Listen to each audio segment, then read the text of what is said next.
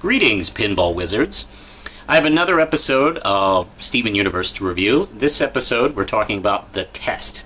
Now, this episode really shows on the continuity of this series. This picks up from the third episode, Cheeseburger Backpack, where it's apparently raining and Steven and the Gems are playing with this hilariously overly complicated board game, which I guess is like Monopoly, but it's food or something like that. I don't know. I mean, I can't even tell. Pearl's confusion about the rules and, reading them and studying them is pretty funny, by the way. So anyway, Steven wins, and he wants to play another game, and he fishes through the closet and sees the Moon Goddess statue, which was the thing that was supposed to save the Sea Spire from Cheeseburger Backpack, and he totally forgot and screwed up his one job. Therefore, the Sea Spire is no more. So he feels bad, he apologizes about it, and in trying to make him feel better, Pearl accidentally spills the beans that was actually just a test. We didn't care about the Sea Spire. And of course, this prompts Steven to want to prove himself again and demands a new test. So the Gems put together a test, which is sort of a danger room kind of scenario, where he's supposed to get from point A to point B, and a little like, kind of almost like a side-scroller video game. And he makes his way through Amethyst's room and Pearl's room, and when he gets to Garnet's room, he falls and is almost crushed by this giant pillar that's supposed to destroy him, but it stops just before it hits him and freezes. And he gets up and he realizes that it's not going to hit him no matter what.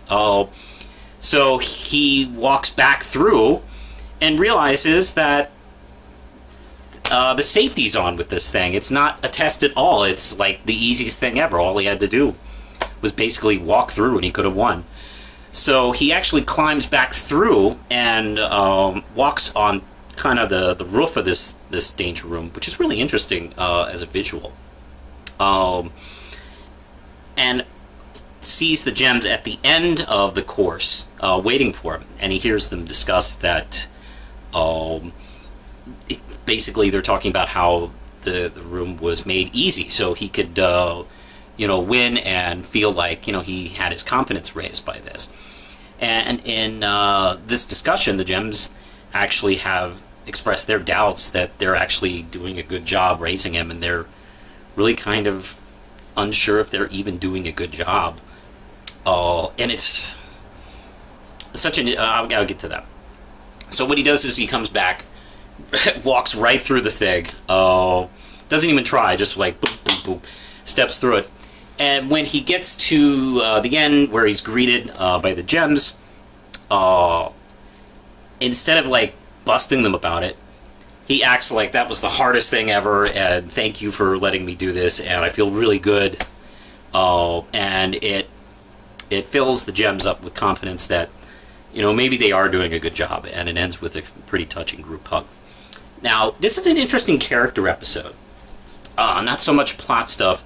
If there is plot stuff, it's very, very minor. That'll be played up later. But this is a pretty good character episode, because essentially, even at the beginning when Steven talks about screwing up in Cheeseburger Backpack, he really does feel like a different kid than he did in that episode.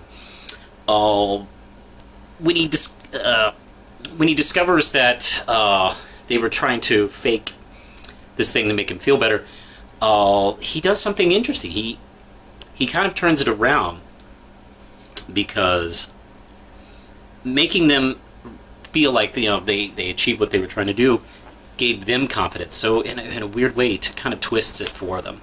And we do get to see... I really like seeing... We've seen this only a couple of times. I like seeing the Gems talk amongst themselves, not knowing Steven is listening, or Steven not being around, where we kind of get to hear them talk as themselves. Because essentially, yeah, there's your parents talking to you, and then there's your parents as these other people. And I'm fascinated to watch them when either they don't know Steven's around or Steven's not around. Just to hear them talk. We don't usually get those scenes too much, because they would probably blow all the secret plot lines if we had too many of these scenes. So I gotta tell you, man, it's the end is really touching because, yeah, he's a little discouraged that he feels like they didn't trust him in order to do this, but it still strikes him as important and the right thing to do to make them feel like, you know, what they were trying to do. He understands why they did it, and he wants them to feel like they are, you know, good parents and they are trying to do the right thing.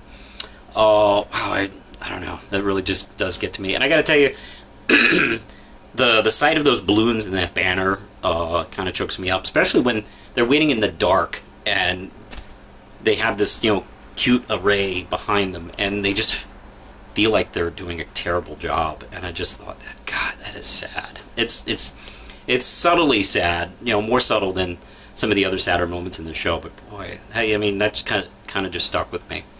I dug this episode a lot. All I can say to the producers on this episode is, congratulations. Push the button, Lindsay.